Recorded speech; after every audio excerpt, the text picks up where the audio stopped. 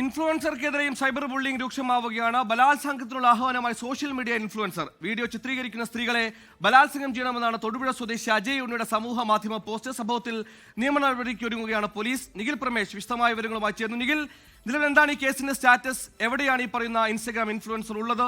അന്വേഷണം ഏത് ഘട്ടത്തിൽ, ഏത് രീതിയിൽ മുന്നോട്ട് പോകുന്നു? നിഖിൽ, സുഹൈൽ, അക്ഷരാർത്ഥത്തിൽ ഉള്ളു പൊള്ളിക്കുന്നതാണ് ഈ ദീപകിന്റെ അമ്മയുടെ ഈ പ്രതികരണം. അത് വളരെയധികം വേദന ഉണ്ടാക്കുന്നതാണ്. എന്തായാലും ഈ കേസിൽ പോലീസിന്റെ ഭാഗത്തൊരു വേഗത കുറവുണ്ടായിട്ടുണ്ട് എന്നുള്ള കാര്യം വ്യക്തമാണ്. കാരണം ഇവർ ഈ സംഭവം നടന്നതിന് ശേഷം ഏറെ സമയം കഴിഞ്ഞാണ് പോലീസ് ഇവരുടെ മൊഴി രേഖപ്പെടുത്താനൊക്കെ തയ്യാറായത്. ആദ്യം ഈ അമ്മ തന്നെ ഒരു പരാതി പോലീസിന് നൽകുന്നു. അതിന് പിന്നാലെ ഇന്നലെ വൈകിട്ടോട് കൂടിയാണ് മെഡിക്കൽ കോളേജ് പോലീസ് ഇവരുടെ വീട്ടിലെത്തി മൊഴി രേഖപ്പെടുത്തുന്ന സാഹചര്യം ഉണ്ടായത്.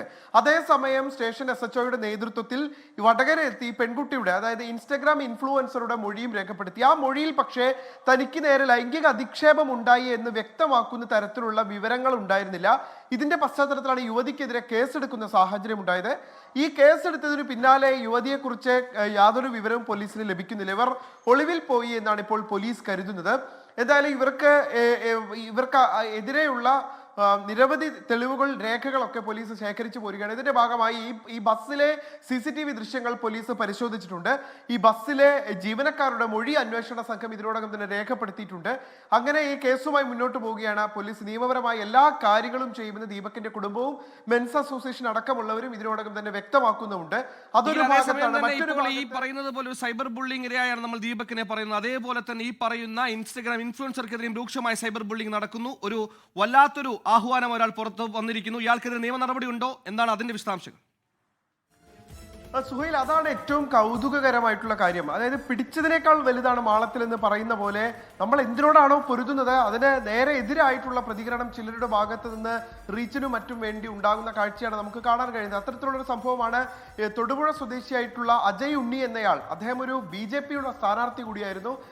ഇയാൾ തന്റെ ഇൻസ്റ്റഗ്രാം ഹാൻഡിലിൽ പങ്കുവച്ചൊരു വീഡിയോയിൽ പറയുന്നത് ഇത്തരത്തിൽ വീഡിയോ പോസ്റ്റ് ചെയ്യുന്ന യുവതികളെ ബലാത്സംഗം ചെയ്യണം എന്നാണ് അദ്ദേഹം ആഹ്വാനം ചെയ്യുന്നത്. തന്റെ സബ്സ്ക്രൈബേഴ്സിനോട് അല്ലെങ്കിൽ ഫോളോവേഴ്സിനോട് ആഹ്വാനം ചെയ്യുന്നത് ഇത്തരത്തിൽ വീഡിയോ ചെയ്യുന്ന യുവതികളെ ബലാത്സംഗം ചെയ്യണം എന്നുള്ളതാണ്. എന്തായാലും ഇക്കാര്യത്തിൽ പോലീസ് ഒരു നടപടി എടുത്തതായി നിലവിലത്തെ സാഹചര്യത്തിൽ നമുക്ക് വിവരമില്ല. പക്ഷേ സ്വാഭാവികമായിട്ടും ഇക്കാര്യത്തിൽ നടപടി ഉണ്ടാകുമെന്നുള്ള കാര്യം ഉറപ്പാണ്. സുഹൈൽ, ഇൻസ്റ്റഗ്രാം ഇൻഫ്ലുവൻസർക്ക് മേലുണ്ടായ അതേ നടപടി ഈ പറയുന്ന അജിയുടെ പേരിലും ഉണ്ടാകണം. നമ്മൾ സമൂഹ മാധ്യമങ്ങൾ കാണുന്ന പോസ്റ്റ്, അത് പോസ്റ്റ് ചെയ്യുന്ന ആളുടെ വശമാണ്. അത് ശരിവശമാണെന്ന് ചിന്തിക്കുന്നിടത്താണ് നമ്മുടെ യുക്തി ഉപയോഗിക്കേണ്ടത്. യുക്തി ഉപയോഗിച്ച് കാര്യങ്ങൾ വിലയിരുത്തി നിഗമനത്തിലെത്തുന്നതാണ് ആധുനിക മനുഷ്യന്റെ സ്വഭാവം. അതായിരിക്കണം അവന്റെ ഗുണം.